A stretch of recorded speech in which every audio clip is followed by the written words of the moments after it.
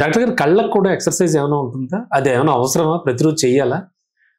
అంటే బాడీకి ఉన్నట్టు ఇప్పుడు మీరు ఖచ్చితంగా నడవండి, లేకపోతే ఏదో ఒకటి ఎక్సర్సైజ్ చేయండి అంటున్నారు. కరెక్ట్. ఓన్లీ కళ్ళకు కూడా ఏమైనా ఎక్సర్సైజ్ లాంటిది ఏమైనా ఉంటుందా? కొంచెం మెరుగైన కంటి చూపు కోసం కానీ అంటే మీకు ప్రతిదీ బాడీలో ఎక్సర్సైజ్ అనేది చాలా ఇంపార్టెంట్. దానివల్ల ఏమవుతుంది, బ్లడ్ సప్లై పెరుగుతుంది. ఇప్పుడు చెయ్యి ఇలా తిప్పామనుకోండి, ఇక్కడ బ్లడ్ సప్లై పెరిగి మీకు ఈ షోల్డర్ పెయిన్ రావు. అవును సార్. అలా నెక్ ఎక్సర్సైజ్ కొంచెం పైకి కిందకి అలా నెక్ ఆడించడం వల్ల దానివల్ల బ్లడ్ సప్లై పెరిగి నెక్ పెయిన్ అవి రావు. అలా కళ్ళను కూడా కొంచెం పైకి కిందకి ఇటు సైడ్ తిప్పడం వల్ల యోగాసనాల్లో చాలా చెప్తూ ఉంటారు. కొంతవరకు మంచిది. ఒక్కొక్కసారి కన్ను కొంచెం డివియేషన్ వస్తుంది స్క్వింట్ లో.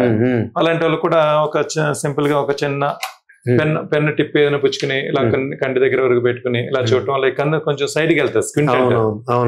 కొంచెం అలాంటి చిన్న కొంచెం స్క్వింట్ ఉంటే అలాంటి కరెక్ట్ చేయొచ్చు. ఎక్సర్సైజ్ తో చాలా వరకు కరెక్షన్ కావచ్చు. అంటే దాన్ని అలా ఎన్నిసార్లు అనాలి? అలా మార్నింగ్ 10 times ఇలా ఇక్కడికి వచ్చినప్పుడు మన 20 కనబడుతుంది. మళ్ళీ ఇలా దూరం పెట్టుకుని మళ్ళీ ఇలా పెట్టుకుని ఇలా చూస్తూ ఉండాలి. ఇది ఒక ఎక్సర్సైజ్. సింపుల్ వచ్చే వాళ్ళకి కొంచెం చేయిస్తే బెటర్. స్ప్రింట్ కొంచెం ఉన్న వాళ్ళకి అయితే కరెక్షన్ వస్తుంది. సార్ స్ప్రింట్ కి సంబంధించి చాలా మంచి విషయం గుర్తు చేశారు. అదే ఈ మెల్లకన్నుకు సంబంధించి చిన్న వయసులో గుర్తించడం వల్ల ఏమైనా సర్జరీస్ చేసి సెట్ చేసుకోవచ్చా, లేదా అది పెద్ద అయ్యే కొద్దీ అది కొంచెం ఇంకా పెరుగుతుంటే ఒక వయసు దాటాక ఇంకేం చేయలేమా? అంటే మంచి క్వశ్చన్ అడిగారు. ఇప్పుడు స్కిన్ ఉండి కొంతమందికి బాగా డీవియేషన్ ఉంటుంది సార్. అంటే ఒక కన్ను స్ట్రైట్ గా చూస్తే ఒక కన్ను బాగా డీవియేషన్. మనకి ఏదైనా వస్తూ ఉంటది. ఇప్పుడు ఏ బైక్ ఉంటది, ఏదో వస్తూ ఉంటది. ఒక సంవత్సరం పాటు వాడుకొని ఉంటే ఏమవుద్ది, ఖచ్చితంగా నష్టపడుద్ది, పాడవుతుంది. అలాగే మీకు ఒక కన్ను స్ట్రైట్ గా చూస్తున్న కన్నా పని చేస్తుంది. ఈ కన్ను బాగా డీవియేట్ అయిన కన్నా పని చేయదు. అలాంటి వాళ్ళకి బిలో 6 years ఆపరేషన్ కంపల్సరీ చేసుకోవాలి. కొంతమందికి స్క్వింట్ ఒకే కన్ను ఉండదు. ఒక కన్ను స్ట్రైట్ ఉంటే ఒకసారి ఇటు స్క్వింట్ వెళ్తుంది, ఒకటి ఇటు స్ట్రైట్ అంటే ఇది పక్క వెళ్తుంది. అలాంటి వాళ్ళకి 2 కళ్ళు పనిచేస్తాయి. 2 కళ్ళు విజన్ బాగానే ఉంటుంది. అలాంటి వాళ్ళకి విజన్ థ్రెటనింగ్ ఉండదు కాబట్టి కొంచెం పెద్ద వయసు వచ్చాకనే సరి చేసుకోవచ్చు. బట్ స్క్వింట్ అనేది ఏజ్ లోనే సరి చేయొచ్చు. ఈ మధ్య కాలంలో వచ్చిన టెక్నాలజీ, ఈ మధ్య కాదు ముందు నుంచి కూడా సర్జరీ ద్వారా చేసుకోవచ్చు. డాక్టర్ గారు చాలా విషయాలు చెప్పారు. అండ్ అత్యాధునికంగా వచ్చేటువంటి ఈ టెక్నాలజీని ఉపయోగించుకుని రకరకాల టెక్నాలజీ చూస్తున్నాం. ఆర్టిఫిషియల్ ఇంటెలిజెన్స్ ఇలా రకరకాలు వస్తున్నాయి. కంటికి సంబంధించిన వ్యాధులకు సంబంధించి ఎలాంటి టెక్నాలజీ వచ్చింది సార్ రీసెంట్ గా? మీరు ఎలా ట్రీట్ చేస్తున్నారు? కరెక్ట్. ఇప్పుడు అందరూ ఆర్టిఫిషియల్ ఇంటెలిజెన్స్ ని చాలా ముఖ్యంగా ఫ్యూచర్ లో ఇంకా అడ్వాన్స్ అవుద్ది. అవునండి. దానివల్ల లాభాలు ఎన్ని ఉన్నాయి, నష్టాలు కూడా అన్నీ ఉన్నాయి అంటారు. చూడాలి, మనం వేసి చూడాలి.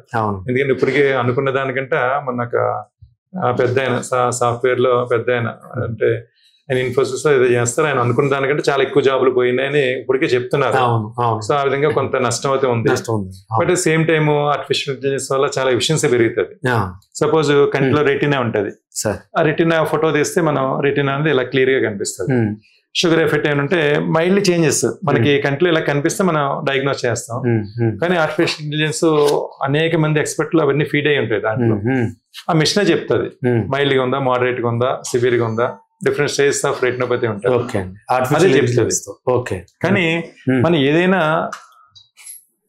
వస్తువుని ఒక మనిషి డయాగ్నోస్ చేయటం వేరు, వస్తువు డయాగ్నోస్ చేయటం వేరు. ఎగ్జాక్ట్లీ. సో నాకు ఇది ఉందని చెప్పి వెంటనే వాళ్ళందరూ సెల్ఫ్ ట్రీట్మెంట్ చేసుకుంటే మాత్రం అది డిఫరెంట్ గా హార్మ్ఫుల్ అవుతుంది. సో నిజంగా అలాంటివి ఏమైనా టెక్నాలజీ వచ్చినప్పుడు మనకి యూజ్ చేసుకోవడం తప్పలేదు. యూజ్ చేసుకుని నాకు ఇది ఉంది కదా, ఈ మెడిసిన్ తీసుకుంటే సరిపోతుంది కదా అని మెడికల్ షాప్ తీసుకోవడం అసలు మంచిది కాదు.